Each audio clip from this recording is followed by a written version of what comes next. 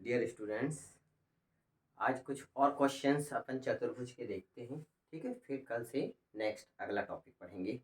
तो चतुर्भुज में कुछ और क्वेश्चंस किस तरीके से कुछ मैंने बताए थे आप लोगों को, कुछ 2-4 क्वेश्चन और हैं, ध्यान दीजिएगा। है वही बेसिक चीज़ें अगर मालूम होंगी तो हमसे बहुत आसानी से बन जाएगा। यदि किसी समांतर चतुर्भुज की सभी भुजाएं बराबर हो। कैसी हो सभी भुजाएं? बराबर हो। समांतर चतुर्भुज मैंने बताया था, है ना। ये क्या है? ये समांतर चतुर्भुज, इसकी शर्तें बताई थी। आमने सामने की भुजाएं कैसी होती हैं? बराबर होती हैं, और बराबर के साथ साथ समांतर भी होती हैं। ठीक है, ये ए बी सी डी हमने एक समांतर चतुर्भुज लिया। इसमें ए बी जो है वो किसके बराबर हो जाएगी? डी सी के बराबर। और ए डी जो है वो किसके बराबर हो जाएगी? बी सी के बराबर। और समांतर चतुर्भुज में और क्या है? इसमें आमने सामने सम्मुख कोण भी कैसे होते हैं? बराबर होते हैं। एंगल ए बराबर एंगल सी और एंगल बी बराबर एंगल डी। तो अभी तो हमको उसकी आवश्यकता नहीं है। यदि किसी समांतर चतुर्भुज की सभी भुजाएं बराबर हैं, और हम जानते हैं समांतर चतुर्भुज में तो सिर्फ आमने सामने की भुजाएं बराबर होती हैं। ए बी जो है वो किसके बराबर हो जाती है? बी सी के। और एडी जो है वो किसके बराबर हो जाती है? बीसी के बराबर हो जाती है, सिर्फ आमने सामने की भुजाएं। लेकिन यहाँ पर क्या बोल रहा है? चारों भुजाएं बराबर हो तो तथा एक कोण समकोण हो। अब चारों भुजाएं अगर बराबर हो तो इसके पहले भी हमने पढ़ा है, इसकी चारों भुजाएं हम बराबर करके देखें, कुछ इस तरीके से बन जाएगा ये। तो ये समांतर चतुर्भुज से ये किसका रूप ले लेता है? समचतुर्भुज ले लेता है ना। समांतर चतुर्भुज से किसका रूप ले लेता है? समचतुर्भुज। लेकिन एक पॉइंट और आगे लिख दिया है, तथा एक कोण कैसा हो?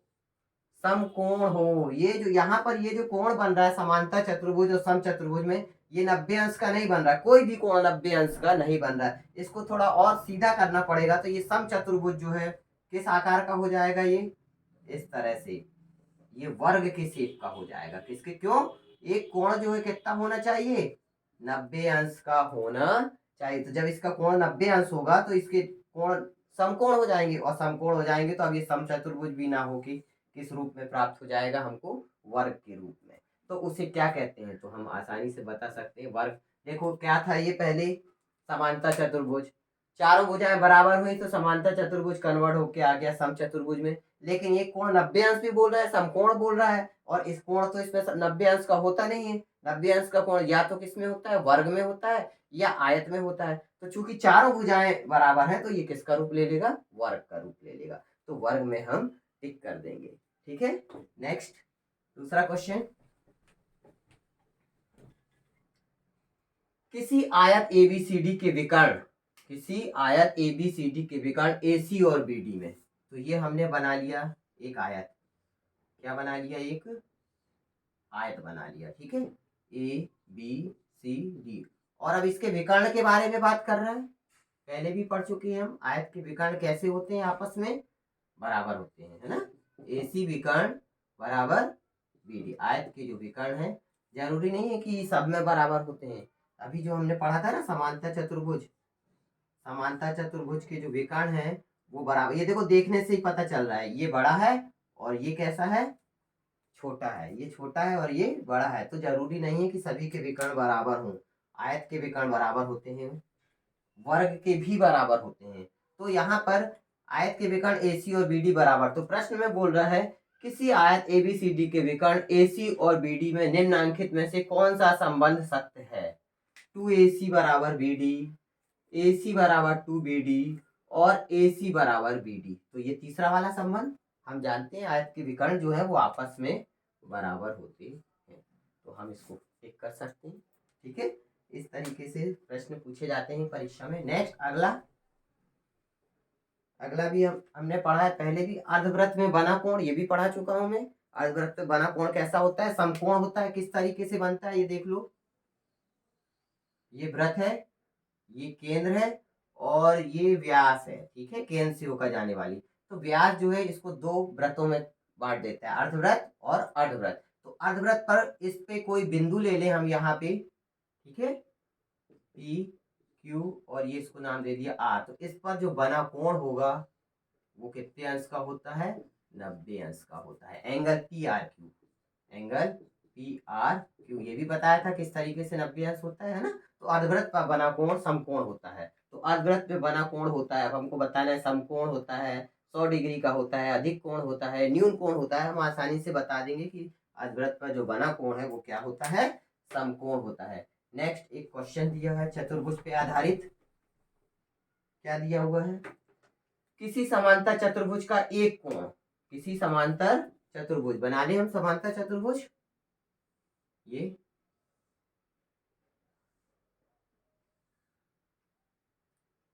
A B C D. अब इस समांतर चतुर्भुज का एक कोण 55 अंश दे दिया गया है। हमने मान लिया कोण ए बराबर 55 अंश दे दिया गया है कौन कौन सा चतुर्भुज, ये समांतर चतुर्भुज। तो अब हमको ये भी मालूम होना चाहिए समांतर चतुर्भुज में सम्मुख कोण, आमने सामने के जो कोण है कैसे होते हैं, बराबर होते हैं। तो किसी समांतर चतुर्भुज का एक कोण 55 अंश है, तब समांतर चतुर्भुज के शेष कोण, मतलब बाकी के जो 3 बच गए, वो हमको बताना है। कोण बी का मान कितना होगा, कोण सी का मान कितना होगा, कोण डी का मान कितना होगा।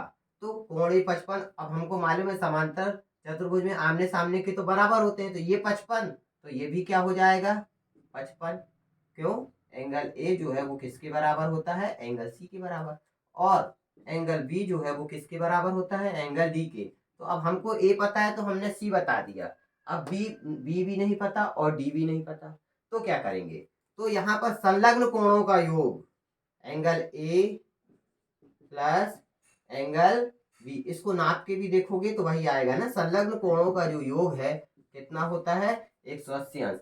समांतर चतुर्भुज में angle A plus angle B बराबर 180 अंश, या इनको ले लें हम angle B plus angle C, ये भी कितना होगा 180 अंश, या angle C plus angle D, वो भी 180 अंश, या angle A plus angle D. संलग्न कोणों का योग, संलग्न कोण है जो संलग्न कोण ए से मतलब बी जुड़ा है या ए से डी जुड़ा है, इन दोनों को जोड़ दें या इन दोनों को जोड़ दें तो हमको क्या मिलेगा 180 डिग्री मिलेगा। तो एंगल ए कितना है हमारे पास 55 प्लस एंगल बी बराबर 180, तो एंगल बी बराबर 180 माइनस 55, तो 180 में से 55 घटा देंगे, आ जाएगा 125। इस तरीके से कोण बी की जो वैल्यू है वो कितनी मिल गई हमको 125।